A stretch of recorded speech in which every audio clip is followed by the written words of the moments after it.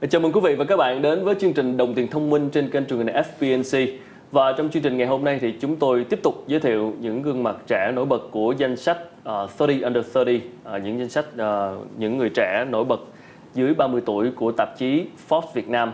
Và quý vị cũng sẽ có cơ hội được gặp gỡ những nhân vật này trong hội thảo Summit những người trẻ dưới 30 tuổi của tạp chí Forbes Việt Nam vào tháng 4 năm 2015.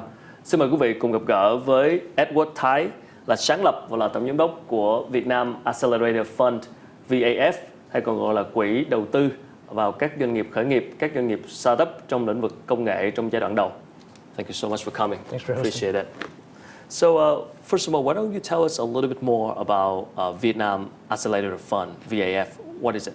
We've already started investing activity. I've signed 2 term sheets so far. So it's an angel and seed stage venture capital fund. We're investing in very early stage Vietnam connected technology startups. So Vietnam connected means focused on the Vietnam market, or has a Vietnamese co-founder, or has a substantial portion of their team in Vietnam. And so we're providing them investment and really heavy hands-on support as well to help build their new business. So far we have 10 fund advisors, 35 mentors from around the world to help build the startups.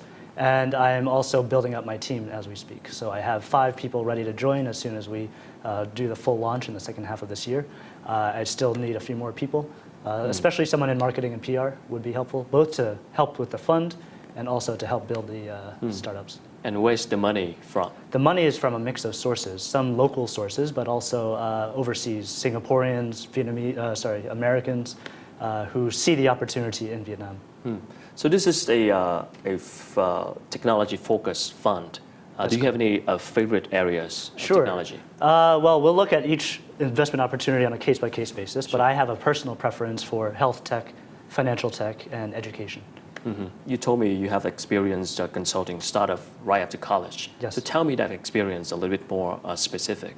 Sure. What kind of firm, what kind of company, and what did you do to help them? Sure. I was at a boutique firm outside of Washington, D.C., and our firm helped all kinds of private sector companies, from telecommunications, manufacturing, financial services, energy.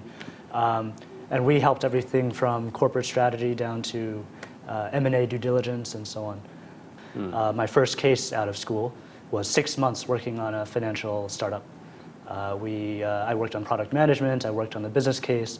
We ultimately got investment from one of the major investment banks in the US, and it was named the Innovation of the Year in that particular segment.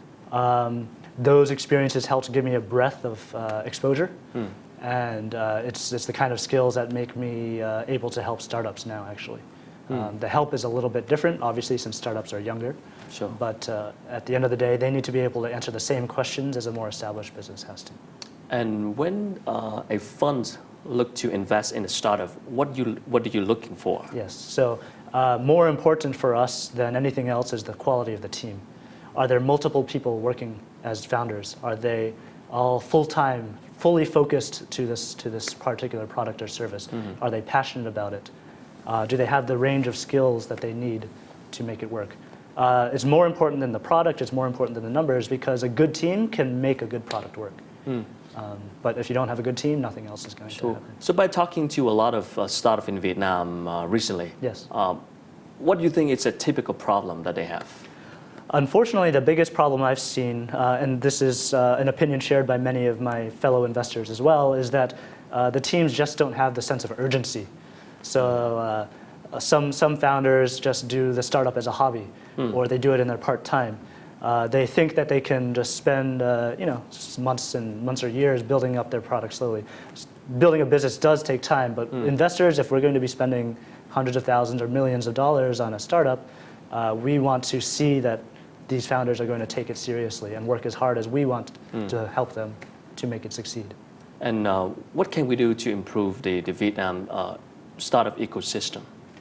I think we have to, so the best way to help the ecosystem that's still remaining is to really help the founders get that sense of urgency and take full advantage of the resources around them. Because yes, money is hard to come by, but not for the team that has the real passion. I see that many startup contests has been organized. Would that help? That's right. And it has helped. Those that over the last few years in particular, those have stirred interest, and it really created a focus point for some founding teams.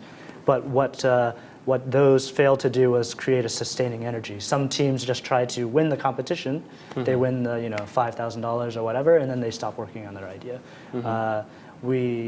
I'd like to see that the teams continue to work hard for the coming years. For the Vietnamese startup in technology, I mean, a lot of people arguing that they're making a product that going global or just focus on domestic only. I mean, what is your opinion on that? I think it's a case-by-case basis. Okay. To go global is obviously a larger dollar opportunity, but it's a lot more challenging. There's a lot more competitors out there. And frankly, to build a global product, there's nowhere better to be than San Francisco. So to build a global product out of Vietnam is very challenging. The competitive edge that we have here in Vietnam, working with Vietnamese investors and mentors, is that you can build a product for Vietnam. It's hard for those companies in San Francisco to come into Vietnam and understand the Vietnamese market. So why not try to build something that solves a unique Vietnamese problem first, and then pivot from there. Okay. So what is the chance for the Vietnamese startup to get invested from, let's say, overseas fund or overseas investors? Usually, because overseas investors have so many opportunities, they listen to people who are already connected to them. They act as an initial deal filter. So that's one of the advantages that VAF has, is that we have the connection to 500 startups, which is one of the most active venture capital funds in the world. We have a fund advisory board that also has international investors and advisors. So that's an important thing. Also, whereas in Vietnam, the investment decision is a lot simpler. Investors overseas are more sophisticated. They will look very deeply into the team, into the product, into the numbers. And often where Vietnamese startups fail is that they just aren't ready to see those investors. It's, again, one of the value adds that I and my team have is that we're very familiar working with overseas investors. We can help local teams access that money. Yeah. Well, thank you so much for sharing. Sure. Appreciate it. Thank you. Cheers. Thưa quý vị, vừa rồi là những chia sẻ của Edward Thái, là sáng lập và là tổng giám đốc của Vietnam Accelerator Fund, VAF, là quỹ đầu tư vào các doanh nghiệp khởi nghiệp, các doanh nghiệp startup trong lĩnh vực công nghệ trong giai đoạn đầu.